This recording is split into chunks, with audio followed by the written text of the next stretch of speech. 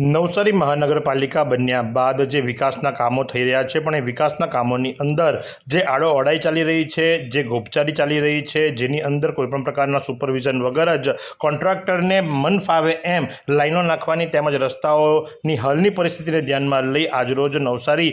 શહેર કોંગ્રેસ દ્વારા ધરણાનો કાર્યક્રમ યોજવામાં આવ્યો હતો અને એ પ્રસંગે કોંગ્રેસી નેતા શું જણાવી રહ્યા છે, ચાલો આપણે સાંભળીએ। ટૂંક સમયમાં જ આપણી નવસારી વિજલપુર નગરપાલિકા મહાનગરપાલિકામાં ફેરવાય અને એની અંદર એક આઈએસ ઓફિસર તરીકે આપણા કમિશનર મૂકવામાં આવ્યા છે। આપણે એમ હતું કે ભાઈ સીઓ થોડીક ઓછી આવડત હોય અને એની અંદર એની કામ કરવાની ક્ષમતા બી ઓછી હોય તો કદાચ ભૂલ કરતા હોય, પણ આ કમિશનર આઈએસ રેન્જના કમિશનર છે અને એના હાથ નીચે જ્યારે આ વિકાસના કામો જ્યારે નવસારી શહેરની અંદર થઈ રહ્યા હોય અને એની અંદર ગેરવહીવટ થતો હોય ત્યારે આ ધંધા પર બેસવું પડ્યું। તમે જુઓ છો અહીંયા આગળ એક લાઈન જે પાણીની નાખવામાં આવી છે, જે જમાલપુર વિસ્તારનું તમામ પાણી અહીંયાથી નીકળીને અહીંયાથી જવાની વાત હતી, પણ એ જે લાઈન નાખવામાં આવી છે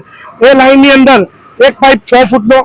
આ બાજુ ટીગરા તરફથી એક પાઇપ આવે છે 4 ફૂટનો અને જે નિકાલ જે બાપાથી પાણી નીકળવાનું છે એ 3 ફૂટનો પાઇપ છે। તો હંમેશા નાના પાઇપમાંથી પાણી આવતું હોય અને મોટા પાઇપમાં જતું હોય। આ નવી જાતની ટેકનિક લાવ્યા છે કે મોટા પાઇપમાંથી પાણી આવે છે અને નાના પાઇપમાંથી જશે। આપણે બીજી વાત કરીએ તો મને એવું લાગે છે કે નવસારી મહાનગરપાલિકાએ કોઈ મોટો તબેલો લીધો હોય ને થોડા હાથી પાડવાનો, તે પ્રકારનું કૃત્ય આ નવસારીની અંદર થઈ રહ્યું છે।